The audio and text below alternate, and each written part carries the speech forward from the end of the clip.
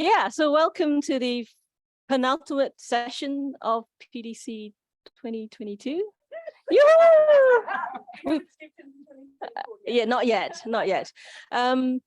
So in a way, I guess that we've discussed quite a lot of this within the town hall, but it would just be good to, I guess, get the more specific reflections on the topic around inclusion, diversity in conference and in proceedings. And I would also, and Rachel reminded me that this session is translated into Spanish and Portuguese online. And so if those watching online, you would like to listen to discussion in those two languages, please do so. Session is also recorded, so just so that you know. Anything? Oh, and for the panelists to speak slowly, because the translator will then be able to translate as accurately as possible. Is that right? Thank you. Yes. Thank you. Yes. Thank you. So we have a number of panelists here. As you can see, they are current and past and future conference chairs, organizers, with lots and lots of experience to share and reflect on. So can you do an acknowledgement? As per usual, we like to start a session with acknowledgement of traditional custodians and territories. I think Yoko might have shown you this wonderful picture, but I don't know if some of you are aware, but if you go outside and look on outside is wonderful, some wonderful fossils. In a way, also there's been lots of social history shared about Newcastle and Northeast and where the conference is located physically. But I also would like to share a bit of acknowledge the more than human element and tradition, and specifically, the ancient, really ancient. These fossils are from the Carboniferous period. They are between 250 million to 350 million years old. And what you see here are coral fossils, because back then the Northeast was a tropical sea. Hard to believe, right? And it was swampy land and it was coral. And what you see outside is generally two types of fossils. Ones that are like, I suppose, like elliptical. They are brachiopods. They're big clam shells. And the one you see lots of dots is actually a coral, a colony coral. It's also a nice link, I guess, because Carboniferous describes the period of time where coal was being made. So there was trees that was then sort of fossilized into coal, and coal is the reason for many reasons Newcastle and the prosperity of the Northeast is driven by coal, and the way the prosperity of the Industrial Revolution and the British Empire is through that and through that shipbuilding. So there's an element of how there's always an element of geology and the more the human element that really affects and where social history goes. And there's one more link to connection to some of you went to Hadrian's Wall on Monday, and the windsill again. There's how the wall is built on a natural escarpment, and that's from again a geological event of volcanic activity that created that fault. And so you can connect that bit again to why there are natural borders and unnatural borders that's been used. So I just wanted to thank and acknowledge those elements in where we are placed, and as well as the traditional custodians territories of where you are from and where everyone who's listening in online is from. So please also share your acknowledgement in the chat online. So that's my acknowledgement. So thank you. Next. As per usual, the guidelines for being together, I think we are all more than familiar as something that I think truly has been the spirit of this conference, is that we have been really mindful and respectful and listening and having debates, but as well as in a way that's respectful. And we have hopefully created a space where we can have these very open and loud and discursive discussion to happen. It's not all about consensus that we discussed in some of the chats. So we did say online that we are recording the session. And if you wish to be anonymous in terms of your chats, questions, please turn off your camera and de-identify yourself on Zoom. Yeah.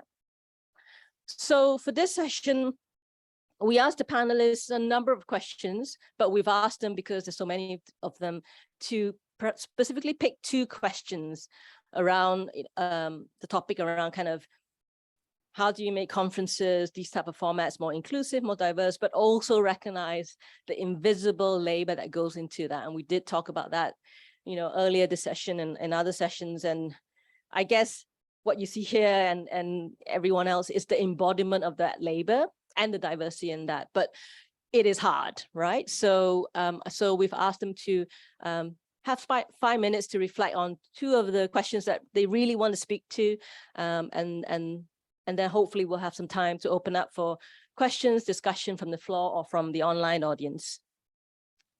So, yeah. Slower. Yes, I'm sorry. I will try to speak slower. Sorry, translators. But that's me, I think. And then we have 2 microphones. Do we need to, should we keep, we'll keep the questions on this slide and we'll just go down the line, if that makes sense. So shall I start with Maurizio? You're on the edge.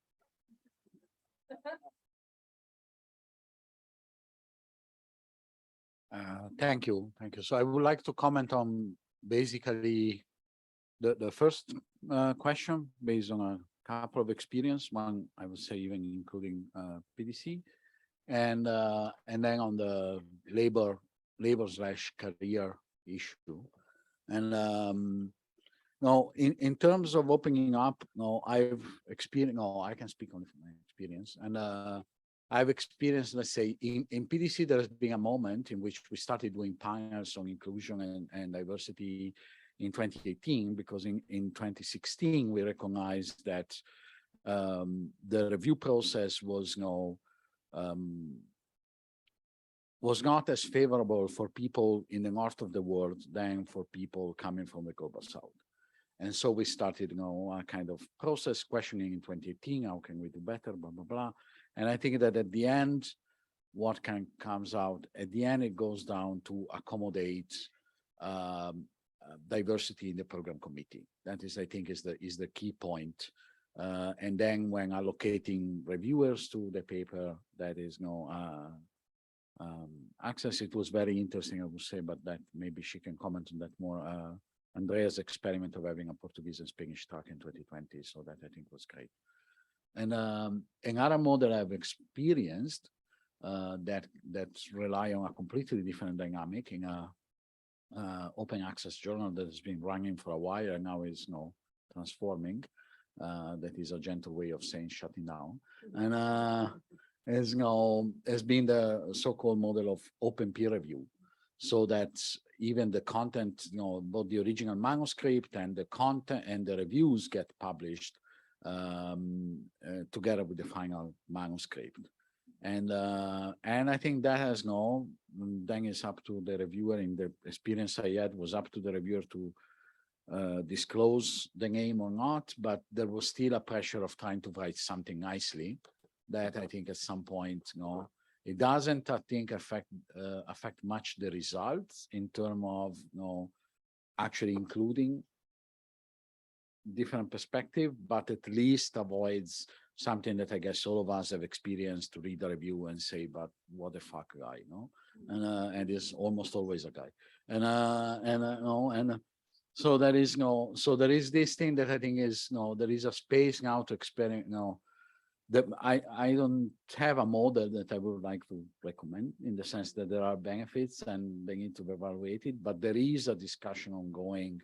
Also, in this journal, we pick the open peer review because there are conversations, that are people discussing how to change peer review system, also in the light of its almost obvious to everyone deterioration that is basically committed to the labor problem. Because our workload, independently of where we are, our workload is increasing. That doesn't somebody started in a better position, so it's increasing, and it's getting worse when it's not so bad, and somebody started already in a bad position and is getting a nightmare. And but the workload is increasing. So basically, the work of peer review that is community service, like organizing a conference, is normally not, considered relevant by all the indicators to which we are managed. And that has an implication, the fact that you could see that in the quality of some reviews, that they're done fast and sometimes even without even reading carefully. And you could see that independently of the quality of the venue. No, it's not that because you are a A-star conference, then the reviews are good. No, that is. I think that is a political economy issue. No, it's really on one side you want to be in that committee because that gives you a little bit of you can put a line in your CV that maybe sounds nice, and then but then you have so many things to do. Then people can are pressed between that. I noticed that now there are efforts to account for the hours that we put into that, like Pablon's is a system of accounting for the reviews we do and so on. And it's a strategy, but it's a strategy if there is potentially a consequent unionization. Otherwise, it will just become another request. Oh, you need to get 10% of your salary in funding. You need to teach X amount of hours, and you need to do X amount of service. Then it will become anyway. Sometimes the academic system in which I was trained, that is Southern European, has a lot of troubles. A lot. First of all, not having money, but has a lot of troubles. But there is a freedom that is not available in more bureaucratized system. And accounting for hours, is another step of bureaucratization. So there is a kind of risk of finishing in a vicious cycle. But I'm not saying I don't have solutions. No, I'm just saying that there is something good in something like PDC that we see more and more people joining, because that gives an idea that at least the work can be distributed a little bit more. But yeah, but there are conundrums there that basically call for experimentation, because without experimentation, this is just going to be worse 2 years from now, and even worse 4 years from now. And then I finish. That's great. Thanks, Maurizio. I'll pass on to Yoko if you want to.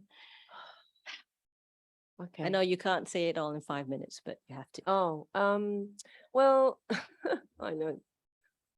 It's really funny that I guess the weird, not quite an existential crisis, but the more you become, senior in a particular position or gain traction in a field, and then you are becoming more and more responsible for what that discipline or inquiry, and in a way, I feel that weight more and more.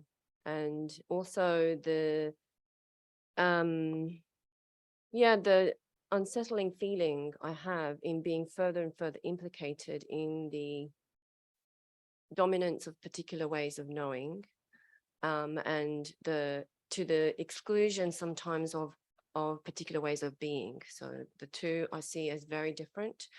And I mean, yeah, I've gone on and on about this, so I'm not going to go on and on about it here. But I am. It's probably going to continue to be my. If I'm going to be a design researcher for the rest of my life, that would probably be an agenda for the rest of my life. And it's not. I don't quite know what it is that allows. A bit like Maurizio, there is no solution that I have. But I did see possibilities of that when I went to Maki Makarao. So there are ways in which I saw really powerful aspects of sharing that doesn't require peer review, but it was so powerfully in front of you that I walked away with a very different sense of understanding of participation. I know there are, I guess what I'm trying to say is that it's a bit like what Vasilis said perhaps earlier about there are models out there, we just have to recognize it. And then those of us in positions of power or leverage certain accesses, it's up to us to make it happen and support that. So there's that for me. I do also, I mean, I really appreciated what happened in PDC 2018. And I remember this panel discussion, well, just a discussion that happened and that invited these questions. It was, I don't know whether it's the first time it did get opened up, but it was really important for me to see this group of people doing something about it. It's easy to be on the outside of not organizing committee to go, oh yeah, it's the same peer review process, or it's this. We use Conft, oh my God, it's ACM is a nightmare. You know, so there's similar sort of things that we are doing, but there are lots and lots of stuff that the organizing committee have done. And the 2018 was the first time I witnessed that. And we are hoping through these sessions that we make it much more transparent to go, we know we are really trying to figure this out with your help and with our dialogue. One of the things is definitely a peer review process that I still have massive issues around double blind peer reviews. I really felt weirdly implicated in that this time around, in the sense that, you know, we also had a paper in, and the power imbalance I felt by the reviewers who remain anonymous, and my inability to sort of push back at that, to go, I don't even know whether you know much about what I'm talking about, because for me to sort of check your credibility is denied from me.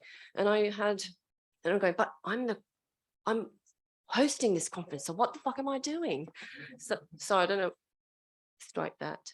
We'll edit that out. Yeah, I know. I was trying to say this more politely, but I guess I'm sitting here feeling both absolutely elated by you know, oh my God, it's ending now and it's been amazing, and you know, it was hard, and I love to talk about the labor, but also the difficulty that I still sit with, and I probably will be sitting with.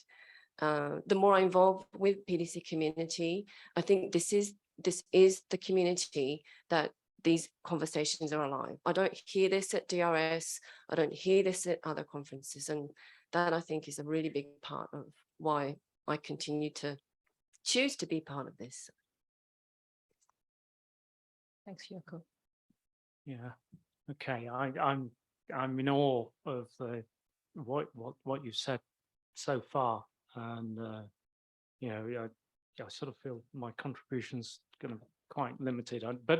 But I felt it was important that you hear the perspective. You know, on the question of diversity, you really need to hear from a straight white European male.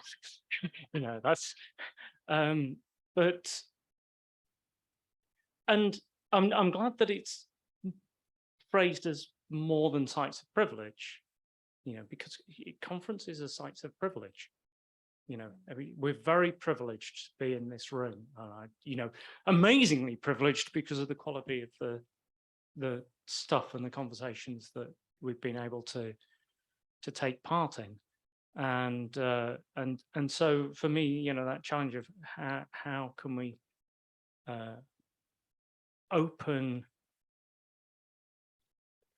allow more access to that conversation, and but then some of the phrasing in terms of, you know, accounting, as Maurizio was saying, you know,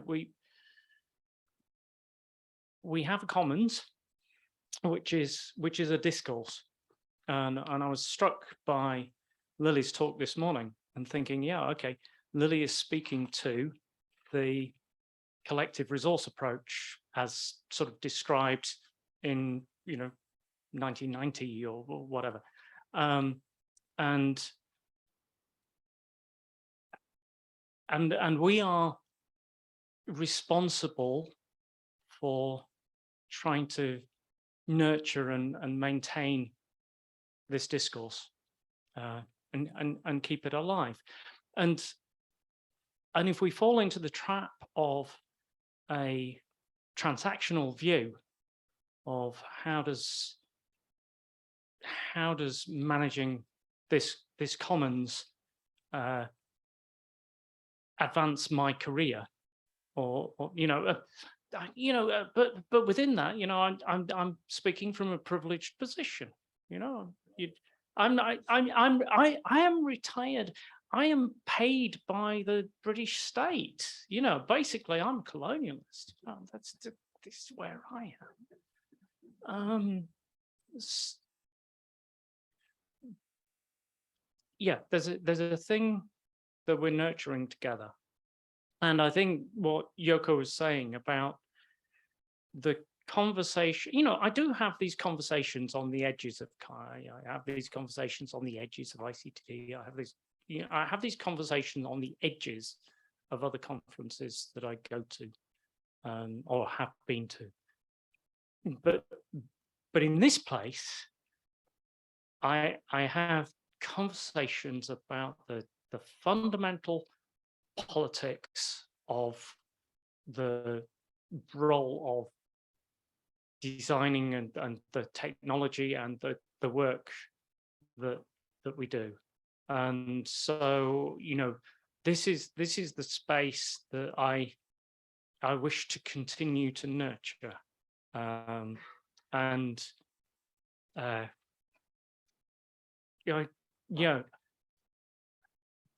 acknowledge the traditional custodians of this space, not just over the last sort of 3.5, 4 decades, but actually, Newcastle is, the shipbuilding industry and the coal mining and engineering industry. The Northeast has got a very proud trade union history, and the Durham Miners Gala used to be one of the sort of, it still is a big social part of the social calendar in the Northeast, although the mines have all closed now. I used to live in a village called Brownie Colliery, but the colliery closed down in 1920. Yeah, there are many custodians of where we are today, and let us nurture this discourse for the next generation. Thank you, Andy. I'm going to respond to one question, but I'll probably ramble and touch on other things. And I was going to respond to the career question because I do identify as an early career researcher. And so I'd like to speak about that from that perspective. And I started my PhD in 2016. And since then, what is a successful academic has become a monster work. So it feels like the ladder keeps being pulled up from under us. So the question of, does being part of a conference contribute to your career? It becomes a line on your CV. But it does if you do it with the right people and with the right community. Because out of this experience, I think this is the first, I've always done workshops and SIGs, and they were beautiful to meet other PhD students who become your friends, right? And then being part of this, it did, I would say it did, because I've not just met people, but we built relationships. Everyone who organized the PDC plays, I remember a colleague at first, when they knew I was doing this, they're like, oh, you're going to have a list of all these contacts that you can write grant proposals with. I was like, no, they're going to be friends first.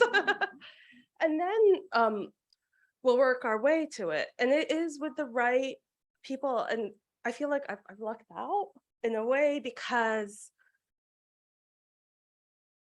what was done this year was, and I know it makes Andy uncomfortable to say it when I say this, but people who have been privileged stepped back and let go of that control a bit. And then when I needed them to step in and be like, I need someone who's a professor to have a hard conversation. Let's do that. And I think that is what we should probably then start thinking about. And going back to Lily's talk, Ahmed's talk, Catherine's talk about how do we start seeing conferencing as solidarity rather than we're here to exchange knowledge. And I think that for me as an early career researcher, that gives inspiration, because it also creates a space where I don't have to be the good immigrant academic, where I can be comfortable saying things that I might not be comfortable saying in all the other institutions that I've worked with or all the different spaces. And that's because there's a generosity in giving space for these things and also providing protection for these things. And so, well, I would say yes, but when it's with the right people, with the right motivations, when it's not tokenistic diversity, when there is that willingness to make sacrifices by some, to make space for others, and also to rock the boat together rather than so I'll be like, I'm unhappy, but actually doing something about it. And I think that's when it's good for your career, not for the CV, but for knowing the people that you can work with and move forward with, and sometimes move backwards with and reflect with. And so that was my short response to that. That's great. Thanks, Reem. That was a very beautiful comment, because I was thinking to comment something along the lines, and I'm not an early career researcher anymore, but maybe some kind of middle age probably at the moment. But I'm just starting my first kind of professorship, which if I read the evaluations I got when I got this professorship, said that, you know, one of those points you have to prove is that you have some standing in some community. And I said, I'm going to, you know, take this box. Oh, I've been workshop chair and general chair of and this chair of PDC. I checked one, at least because of this community and not just the conference and the friendships and the things I managed to build with people that have done crazy things with me. Like the Money Stylist gig, which I'm still struggling to recover from. So I couldn't agree more with you that it's only if you can do it with the people that are, you know, that they just you know, decided to put so many hours of work, and then that's why I also decided to put so many hours of work back into this one. So there's the careful balance there in that, and because I agree very much with you that we should kind of work on this. How do we make these spaces for solidarity? Then I really think that it would be very important to think about, you know, like the repository of where are we, you know, putting the contributions we are kind of together creating from this one. I do believe ACM cannot be the only one. I know it is important for some members of the community, because you need to tick other boxes to be able to travel and to whatever, these kinds of things. But I think that like, yeah, that we need to think of other places. I really need to think that the videos, presentations that we kind of start to trial because of the pandemic are an important contribution. And I know of many of us that use those video presentations still for many other things. There are problems with you know, being together or not, and getting the same sense of not, but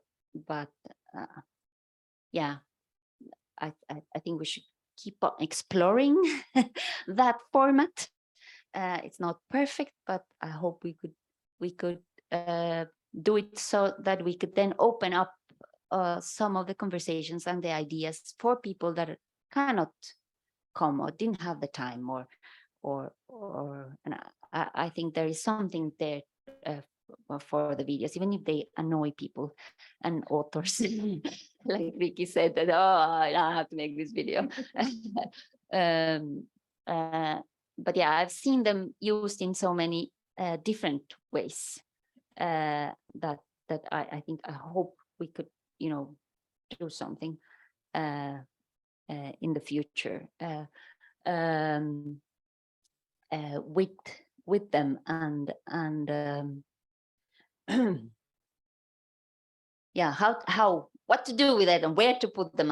I'm still not very sure. I also think we could probably try to meet a little bit more around the reviewing process, but of course, how to do that is difficult. My sense that is that we have like a faction that thinks that it's very important to quote the canon, and there's another faction that wants to just bring anything new from outside. So somewhere in between, maybe might be. How do we get everybody to hear that conversation is something I'm unsure. We wrote these very massive, guidelines for reviewers, which we have iterated a couple of times, and I don't know if people read them. But I do know that those of us who wrote and assembled the first versions have read them. So there is something about this, kind of collective authorship that I also think reflects very well on the guidelines for being together that we have now, which are kind of also iterations of previous things, and at least those of us who were involved in the writing kind of suck them in. So we might need to involve more people in this writing as a way of generating the conversations. That means also a little question or an intervention we might need to do, like we were talking briefly with Chris about the infrastructure of our own community, which now is pending on a mailing list that is moderated by Volker and myself with very little traffic. And so, yeah, so there is a problem there. But we do have things. We don't have a Twitter account and an Instagram account and there's this mailing list. I mean, there's bits and pieces we need to mobilize better to open up what happens in between the conference. So I hope that it can come up with some very interesting ideas of small things we can do before going to Sarawak. And I'm so much in Sarawak already. I have pictures already of myself and Emily in the beach. So yeah, thanks.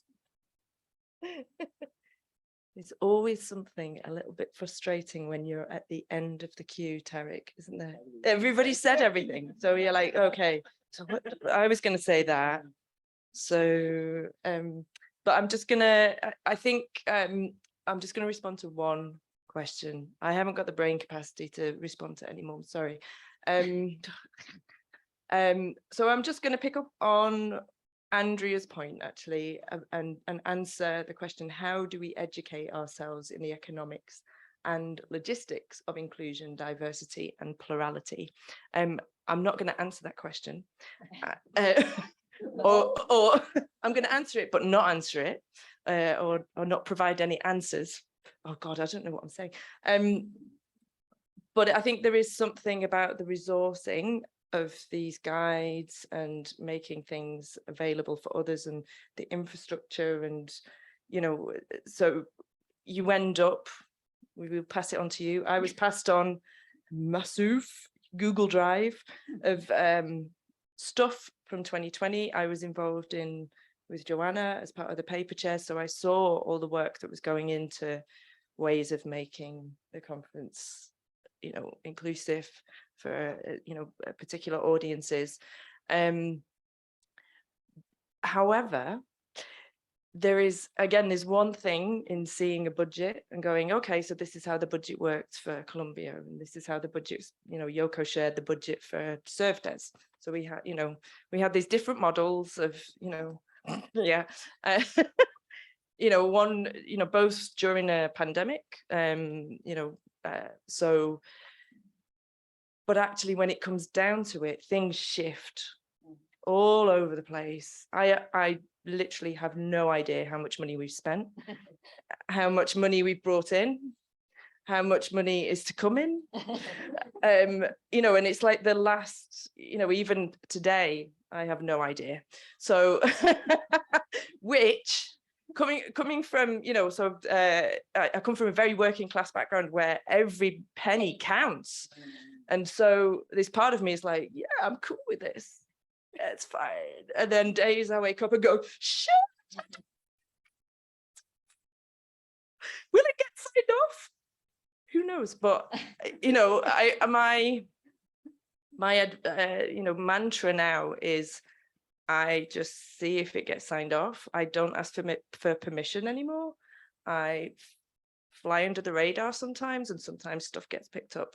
But I think, I had this, your budgets looked amazing, because they had finished their conference and done all the calculating. But in the midst of it, it is chaos. There's stuff flying all over the place. So the point that I'm trying to make is that there are these amazing resources. So, spreadsheets, plenty, lots of different types of information, the work to put it together as well. I know Yoko's been working with Joyce to put some more guidelines together for Tariq, or just some, but I do think there is, I don't think people often read them as well. So you make these things, and they're as useful as you to be able to pass on that information. But I do think there's some more, dare I say it, more labor, so more work to do in having sessions with people, when they're, or, having conversations around these things. They're a bit harder to sometimes mobilize, because you think you've got all the information. You think you've got the spreadsheet that tells you how much your catering or your Zoom license or so, but actually it's like, oh, well, the Zoom license, you have to do this workaround, or, as I did, the scheduling platform, I have to spend hours sitting with a developer, explaining again and again why we have to have it a certain way, and those are a bit difficult to put in a spreadsheet. So I think there is a passing on, and luckily, Andrea is very humble, but she was a massive inspiration when she was doing Columbia. I was like, how are you doing this? How are you doing this and still standing? And having that, it felt like a festival on some days. You felt like you were part of something, because and it was put together at breakneck speed, and and everybody felt that it was a good experience. So I think, but that's passing on in a way that's kind of more vicarious, or is that the right word? Or more tacit, sorry. Yeah. So I think, we've learned a lot by sitting together, maybe not physically, but being online together, or passing information on that isn't, in a Google Drive, which I never want to see again. On Tariq. But you're done well though, Rach. You're still standing or sitting. I am sitting. Yeah. Okay, so I think I can. No, you don't get out of it. Okay, so of course, my excitement time was very short. It started from around 9 something, and it's end around 3 when the town hall started. Yeah, because everything. Okay, Tariq, and now I'm looking at that person who kicked me in the water.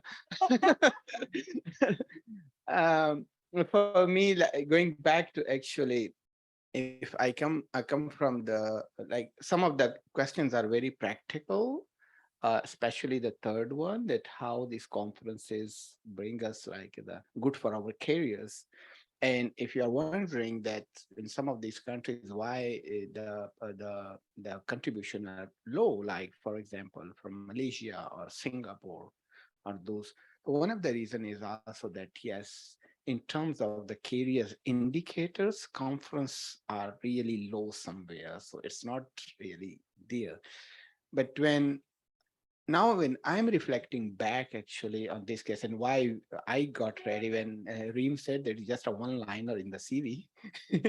So this thing was that, should we go for it for all these, with this all uncertainty that how it's going to happen? Colombia has gone through a lot of uncertainties, and this time you people also didn't know how, and we even still cannot see what is going to happen in 2024. We don't know about it.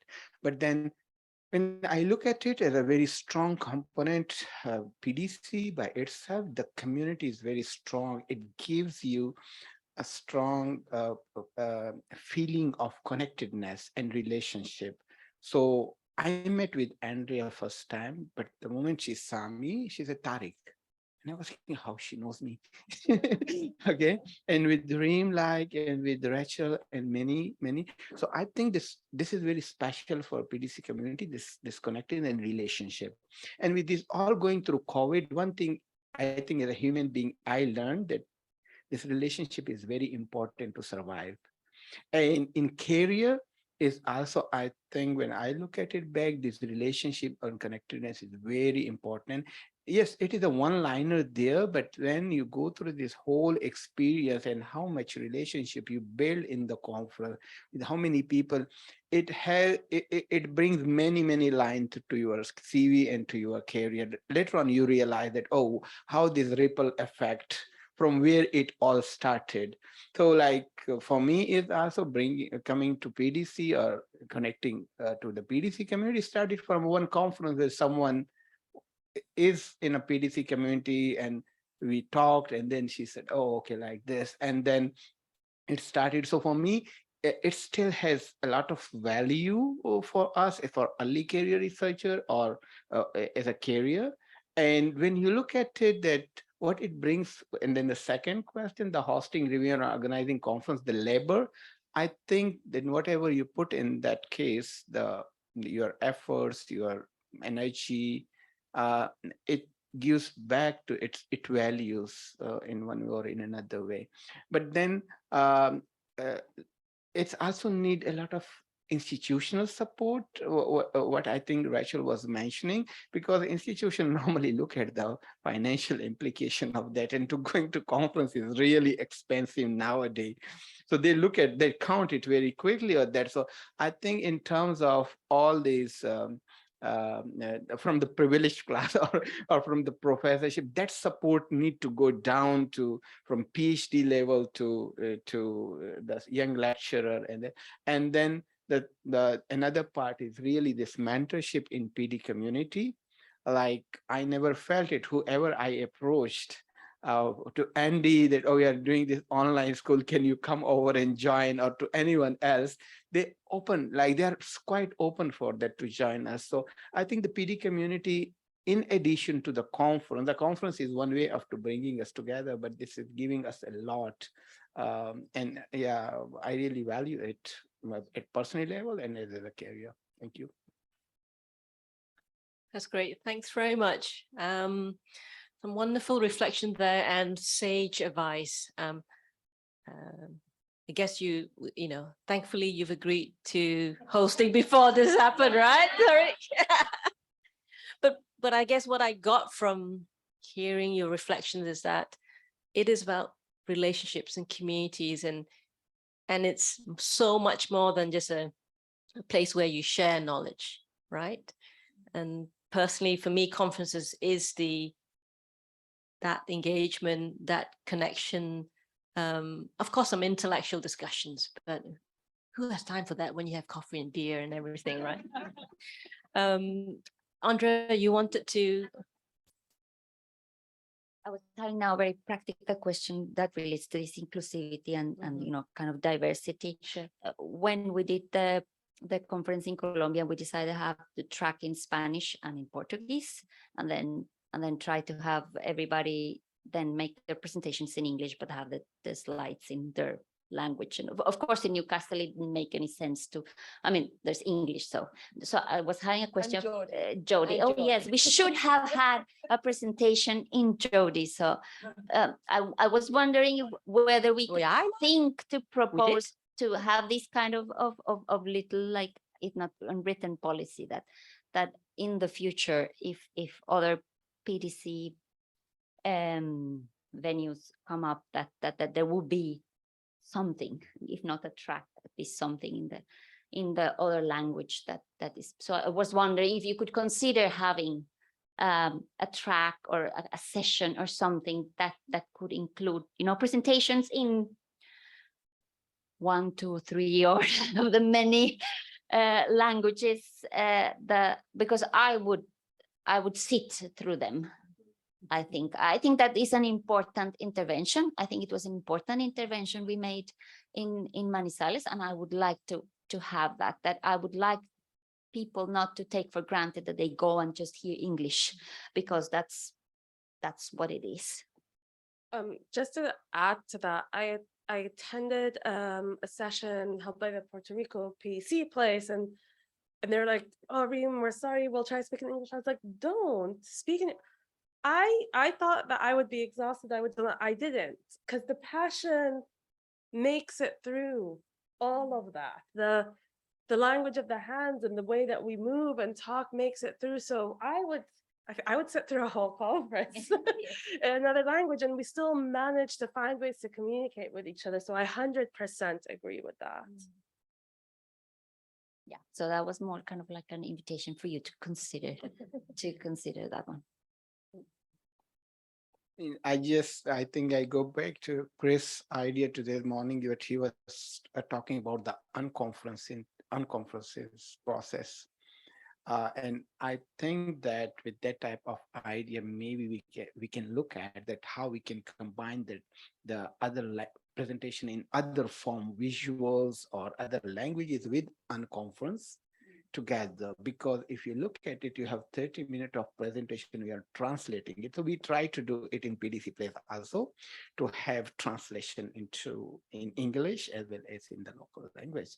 But the 30-minute presentation or an hour presentation, yeah, so we mean that could be another option to see with the unconference process, short presentation, different languages, but more discussion. Yeah, I don't know how much power we have. When everything comes, okay, you can consider. So means in terms of the maybe some decision also need to make it the AB level. I don't have any idea of that. Like the program chair, you have the power. I'm sharing the program chair. Oh, yes. One of the things, I know the online conference part wasn't a favorable experience for many of you. The thing that I learned, so I learned a lot doing Serve Days, which is a service design conference, and weirdly, I did that last year, and I thought I should shoot myself organizing this conference again online. But you know, anyway, but the thing that I learned doing Serve Days, and we actually calculated how much carbon dioxide we saved by doing an online thing, which happened to be 230 tons of carbon dioxide emissions, and that was only 3.5 days. So I think some of the things that we tend to miss and this is the word participation that kind of becomes a bit too oppressive sometimes, is what we forget when we try to think of other models that has prioritized other concerns. So for I mean, COVID was obviously a big thing this time around. We knew the uncertainty, but there are things. I mean, I was nearly not going to come for this reason, and I'm starting to make decisions about really not coming to Europe every year. I don't know why I have to. You know, it's not like you come to Australia every year. You don't do that. So yeah, so there are things that I've received after the Serve Days conference, how many people basically thanked us for allowing them to be with their families, and the sort of other commitments that they had that they couldn't really abandon. So I want us to kind of think about this community, but the other commitments that we are tied to, particularly in terms of when it comes to labor and care, it's not just for this group of people, it's to other people that we're connected to and the other broader ecologies. These now have to be part of our discussions and how we make decisions. And we made that decision this time around. I know it maybe wasn't that favorable, but I'm still standing by that. One more, yeah. And then Oh, sorry, we'll have to have. yeah. I just wanted to say to Yoko that, you know, in relation to Serve Days and the experience, that I was like really uncomfortable when you were talking about acknowledgement of country as part of a practice within the conference, and you know, thinking about the discussion that we've been having about participation and the differences between, you know, our face-to-face encounters, our online encounters, and you know, reading the paper and watching the video. So, you know, I was thinking, oh, I'm going to subvert this. I'm going to do, you know what? I'm going to resist this, whatever. I just think it's been revealing for me how it has served, I hope, to kind of personalize and kind of open up the interactions that I've had with other people in this community, and in terms of thinking about our commons and our solidarity. Yeah, I was wrong. Not for the first time. Thanks, Andy.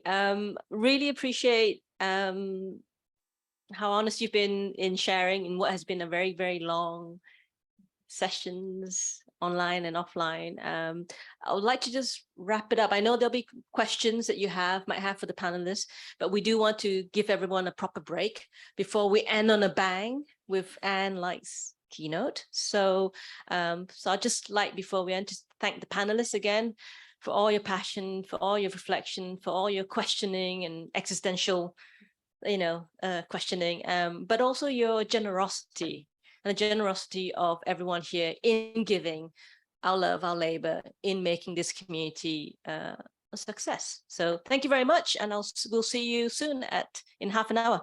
Thank you.